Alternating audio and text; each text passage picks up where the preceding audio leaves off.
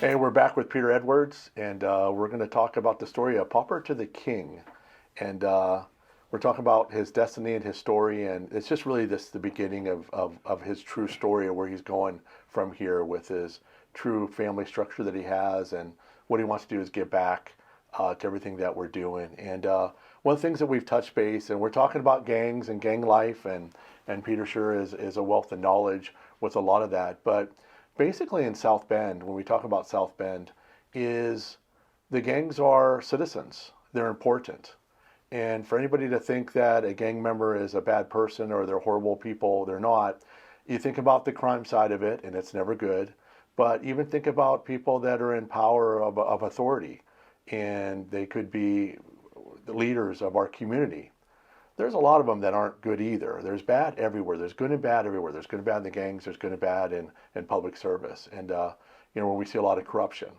And what we want to do is we're listening to learn, but we have to look at facets. So when you talk about the safety and well-being of South Bend, the gangs play a huge role, huge role. The shootings, you think about 800 to 1,100 shots, Peter, in a day. Think about that in the damage that they can do. Well, what if we got down to 600? And I would have told you when I first came here, well, 600 is too many. Well, 800, 1,100, or 1,400 is way too many. So is there a way that we can look at trying to help that? Or the gangs take responsibility. Helping the homeless. What the gangs could be involved in that. Gangs could be involved in the community. Even if they're, like Peter says, they're located in their certain areas, territories. Well, why don't we have the cleanest territories? Why don't we have a city that looks great? And I'll give you one example. We did an event. I have certified contractors all over the country, and I brought them in, about 60 of them.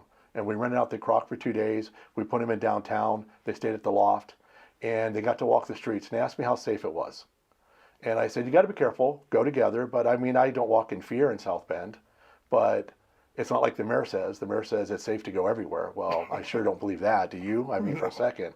So, but in all fairness, though, when they left, a lot of them came back to me and said, hey, we thought South Bend was an awesome place.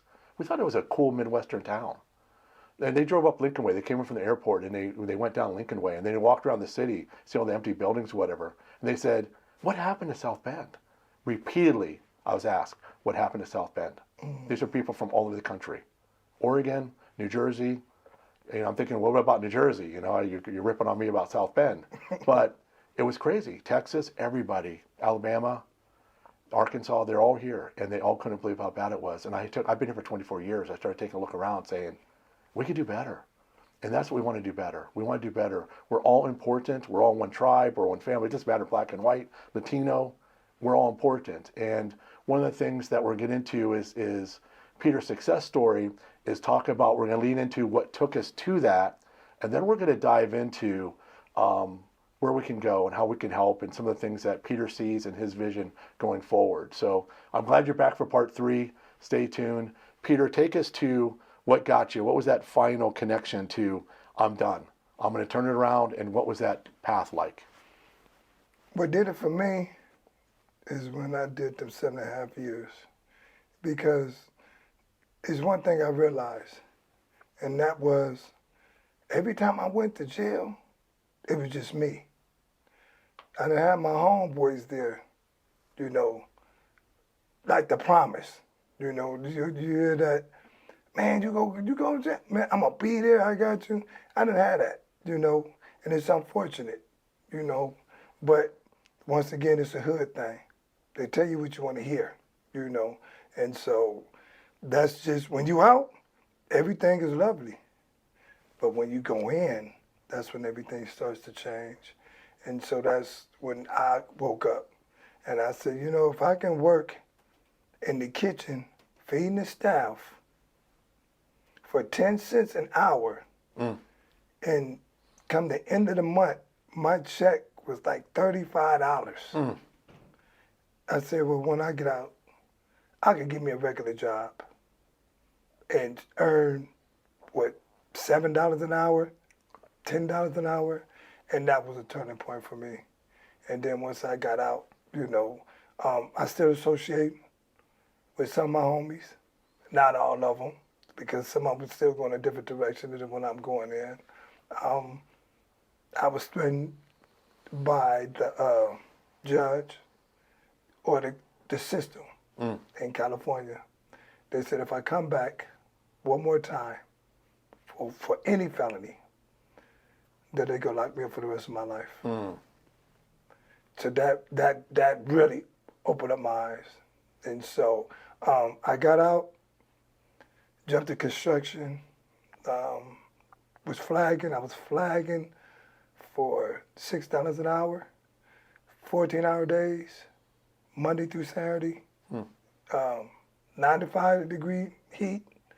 And then the construction company, Reith Riley, I owe them a lot. They seen something in me and it told me, come on, get on board. And so I signed up with them. That was in 07.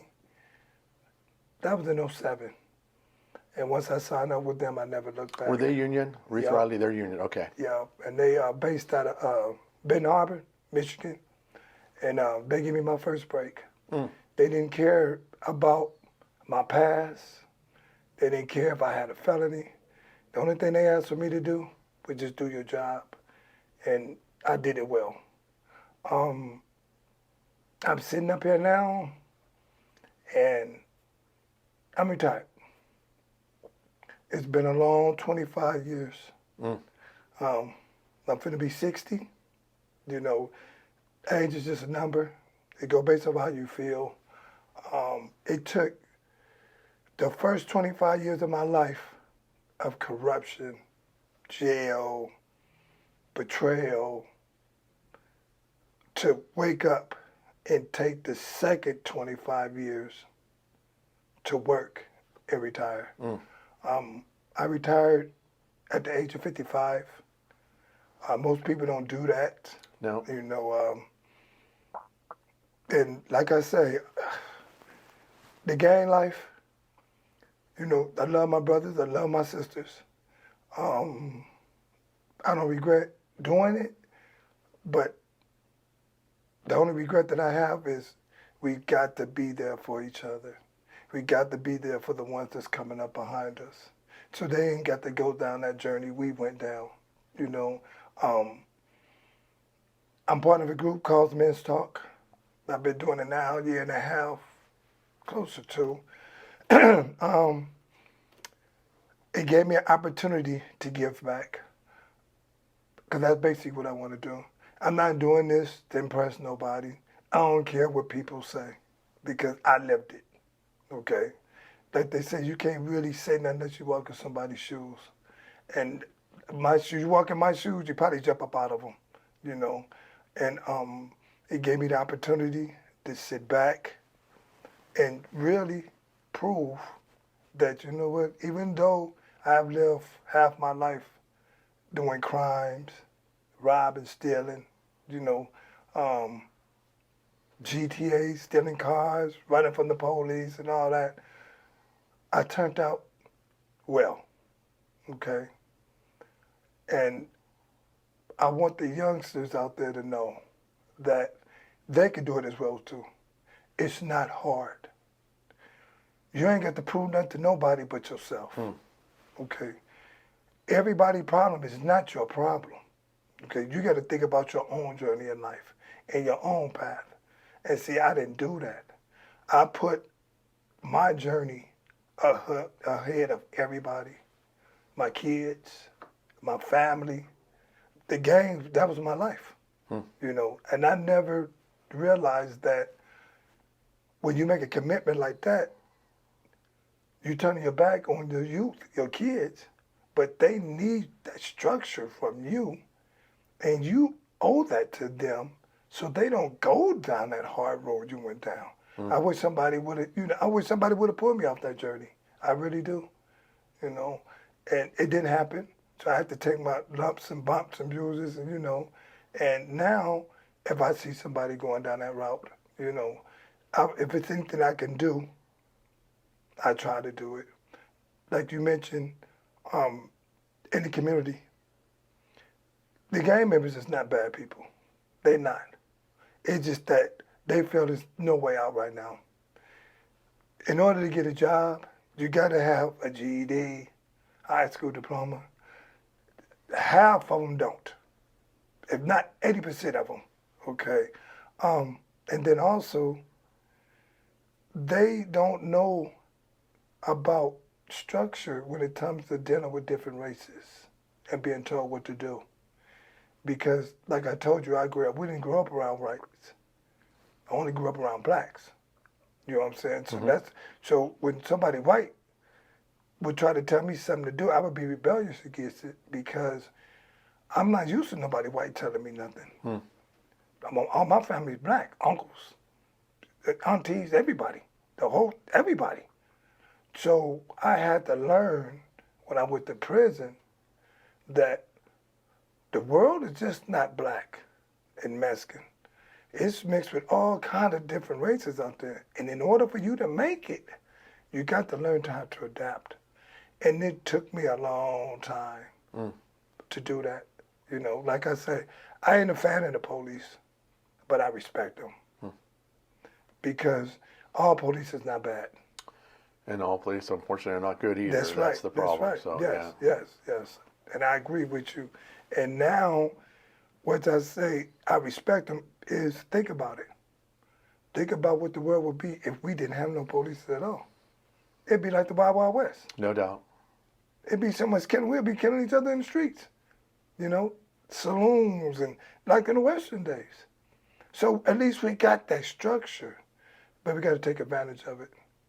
You know. We do, and if you look at every gang member that you have that's in the streets in South Bend that would classify themselves as a gang member, I know there are people trying to change the wording or how you describe it, but let's say in our world, you and I would call them a gang member. They belong to a gang. They have a mom and dad. They have an aunt and uncle. They have a grandma. They might even have a grandma, mom, and dad to go to church. Yes. You know, with them. But when they see the pastor, there's still something dismissed that they're not listening. And the pastor says, "Hey, find God, find religion, find Jesus. This can help you."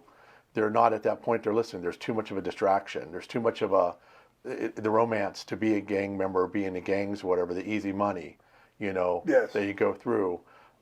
Did you have any pastors in your life growing up? Did you have a good influencer in your life at all? No? Church. A grandma and aunts? Anybody? The only time church really, you know, my family, when I was around them, everybody always talk about church. Everybody. Okay. That's just a norm. It's like putting on clothes. Everybody do it. But it's more to it that's behind it. And see, I always believed in God, but I was a believer, but I wasn't believing. You know, I was the same way. I was believing because everybody kept telling me, you know, go to church, believe in God, and, you know, salvation and stuff like that. Well, when you a gang member, we ain't sitting up, we ain't holding no church services when we out there in the streets and we doing wrong, you know. And come Sunday, we doing the same thing we doing Monday through Saturday, you know. So, you know, the church didn't come out to the hood and like, hey, you got about 50 of us standing here, you know, and y'all coming up to us. They know that, you know, hey, that's a no-no. But not a no-no in terms of we would hurt them like they enemies, but in a way that whereas we don't want to hear this. We're not to that point in our lives. When you get like that, you get rebellious, okay? And all we know is just the gang life. That's it. But I can say for me, I can't speak for everybody else. The Lord has been good to me. I'm glad he didn't give up on me because I wrote 2 books. One is called Truly Beating the Odds. And it's about a young man growing up in the hood with just a single mom, brothers in and out of prison. The sister, she got her life going on, so she can't be there like, you know, a sister could because her plate was full. And somehow he made it out. And the way that he made it out was by the grace of God. Because he spared me. You know, I should have died. You know, I should have died when a couple of my partners died because I was there when the shooting jumped off. But everybody got hit. I got praised, but I didn't get taken out. And the Lord was like, I'm not done with you yet. Hmm. He could have sent me in prison for the rest of my life, Mm-hmm. but he spared me. And so now I wish I had him back then like I do now. And so I try to, implement that there is a God, okay? And he does exist. And for us gang members out there, it's starting to change. A lot of us are starting to believe it, A lot of, we waking up. It's just taking some time, And the only thing that's bad about it is how much time do we have, We don't know. And that's the scary part about it. That's why you're making history today. You're making history. You're catching a moment in time with you. So, no, that's really cool. No, there's a lot to that. And then, I think for the gang members, they really don't want to hear from me to come up on the streets and say, hey, how can I help you? But, but coming from you, that would be different than even a pastor. But I would like to see us unite the city more. The city does a lot of great things. The churches are really doing well downtown. They're feeding everybody. They feed the homeless 7 days a week. You don't go hungry. Yes. The panhandlers standing with a sign, they Yes. don't need to. They're not getting food. They don't need food.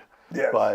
But for us, for you, as we go forward, if we can set up and organize more programs to help the homeless and have the gangs involved in those things, help where we can when someone gets out of prison. Where can they go? And I know there are some programs, but we know that there are some holes there too that we want to try to fill, where they come out, where we get our hands on them and said, hey, we can be. One of the things I want to throw at you, the mayor's really big about bringing a lot of high-income jobs. They're building all these $2,000 apartments nobody could afford, at least not us. I sure can't afford it.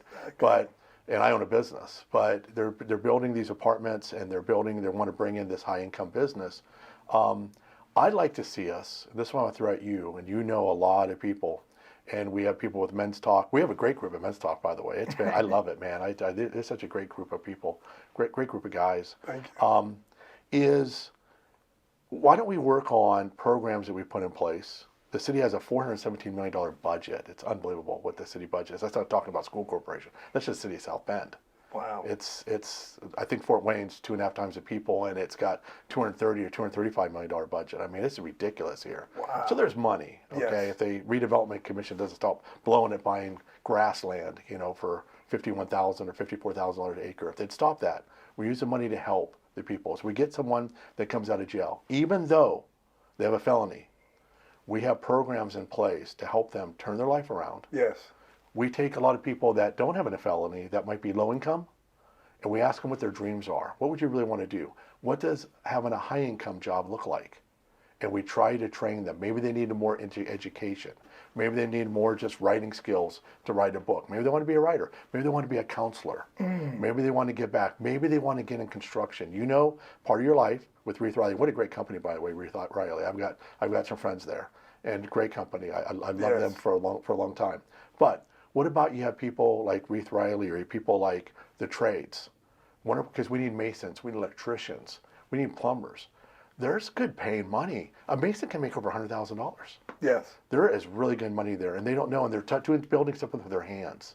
They just don't have that skill set. So someone comes to me out of the streets and they say, I only got a 8th or 9th grade education. That's all I got. Well, let's help you get your GED. Let's help you, the homeless even. Let's help you get your license. Let's help you get those things. Yes. Let's come up with solutions outside the box. Let's get businesses like me to adopt somebody. We can adopt somebody coming out of, not adopt, probably not a good word, sponsor. Yes, How about if we sponsor someone coming out of prison, which we have done? I just didn't have a lot of resources. I didn't ask for any money. We use our own resources to help them. Or we can sponsor a homeless person for 30 to 90 days to get them going with the need. And maybe there's an extension to 6 months, but we have them to get them the basics. Maybe they got to go to a court hearing, whatever they got to do to go to. We help them get around to be able to get a vehicle, to get money. And I'm not talking to go work at McDonald's. Yes. I'm talking about the trade. Real something in the trades or for businesses that we have, because they have to be willing to want to turn their life around. But they do. We have things in place. What's your thoughts on all that? When I joined the union, I've been in the union now, because I was in California, on and on, maybe about 15, 20 years. And since I've been in the union, everybody talk about the union. They said the union is no good for you. I disagree with that. Since I joined the union, it's been good. The trade set is there. And like I said, I ain't got no GED. I ain't got no high school diploma. But they still gave me an opportunity to come in, you know, and they gave me a trade. I came in as an apprentice. You got to take a 4-year class to become a journeyman, okay? Now you come in at 70%, go to class, you work yourself to 80%, you keep going, 90%. When you become a journeyman, after 4 years, you get top scale pay, no matter what it is. I was making $35 an hour. Oh, from 7 to 35. That's fantastic. Yes, because I came in as an apprentice. I left out as a journeyman with no school background, none. But I went to a trade school through the union. Nice. The program is out there. I went in, they made me a steward. My job and responsibility would be on the jobs out here in South Bend or Michigan City. Michigan was, I had 50 laborers under me. And all them 50 laborers, my responsibility is to make sure that they was treated fairly and well, okay? Break-wise and all that. And if it wasn't like that, my responsibility was to go to the boss and say, hey, we've been jackhammering for the last 3 hours. We need a break. Them jackhammers were 80-something pounds. We on the ditch break. So I was the voice. Like how you trying to be the voice, I was the voice for the laborers. And I would say to anybody that's looking for a job, the union is looking to hire right now. Right now. They looking. They're local 345, right there off of 2, off of Mayflower. They looking for laborers. They willing to work with you, you know. The work might be hard, but it's so worth it. I think for people that's coming up out of jail, they're eager to work, but they don't know where to find the work. Transportation becomes a problem. At Men's Talk, I have gave several guys rides home because they got the bus just to make it to Men's Talk. Nice. So I figured the best thing that I can do, since they put the effort to be here, is to put the effort to make sure they get to where they need to get to. Oh, that's fantastic. And so, you know, when it comes to people getting out of jail, the food pantry. We got programs in South Bend that even us gang members, man, can go and volunteer and do. If they can get some flyers and take it in the neighborhoods, you know, and a lot of them don't work. They'll work for nothing. It's just that they want to feel comfortable who they working around and don't want to be judged. Right. And see, when we become judgmental, that's when division come in at. Yep. You know, and I had to learn that. You know that. I mean, I used to see the police. It used to be like, oh man, who they gonna mess with now? But it wasn't so much about them. It was about me understanding my journey, what I'm trying to do, doing the right things. You know, being careful who you associate with, and not to say you better than nobody, because I don't feel like that. I'm not. No, I don't either. I'm just a young black man. I've been through the struggles, and I made it out the struggles. But you know, the struggles ain't never over, because now I got to struggle with trying to bring other people along with me. Okay, that want to do it. You know, and see, in the beginning, I didn't want to do the work. I wanted everything handed to me.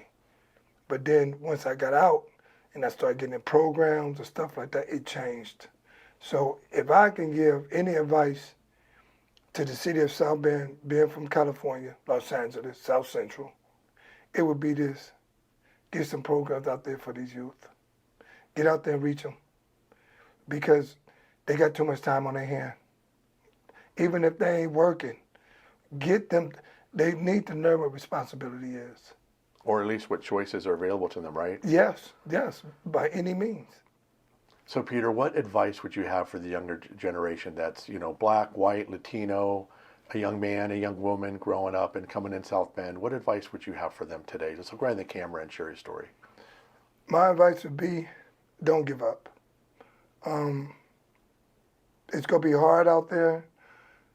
The peer pressure existed, it's real, but it's consequences. The consequences is it's in place. And you don't have to, let me see, how do I want to say this? You don't have to be soft or you don't have to be weak to change. Change is good, change is good for everybody. But if you want to change.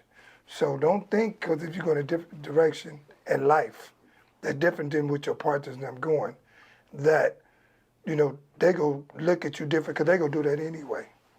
But you got to think about your choices in life and what you trying to do with your life. You can't live everybody else's life like I couldn't live mine. Mine is my life and my life's alone. It's my journey. And it's been a wonderful ride. So if you can help somebody along with their journey or help somebody better themselves, okay? Or just be there to listen, then you're making a difference. But it take all of us. It just don't take one. It take a village to raise a child, The city of South Bend, Miss Walker, all of us, We are the community, okay? There are opportunities for us out here. We got to take advantage of it. And, go to your local town halls, okay? Go to your work ones. Go to them programs, man. Go to the union hall. Put in applications, but don't give up. And most of all, have faith. If I beat the odds, you can beat them as well. I'm living proof. So I don't know what more I can tell you, but I hope when you sit down and you look at this documentary that me and Mr. Donnie have done, that you can get some up out of it. And if nothing else, share me with one of your friends or something, Let them hear about my story. And maybe it might touch them in a way that you never thought. So, Donnie, I would like to say thank you. No, we appreciate you. No, thank you so much. And, Peter Edwards, everybody, and we sure appreciate you watching. And reach out to us if you have questions. We're not that far away. So, my friend, my brother, thank you so much for everything. Thank you. Peter Edwards, everybody.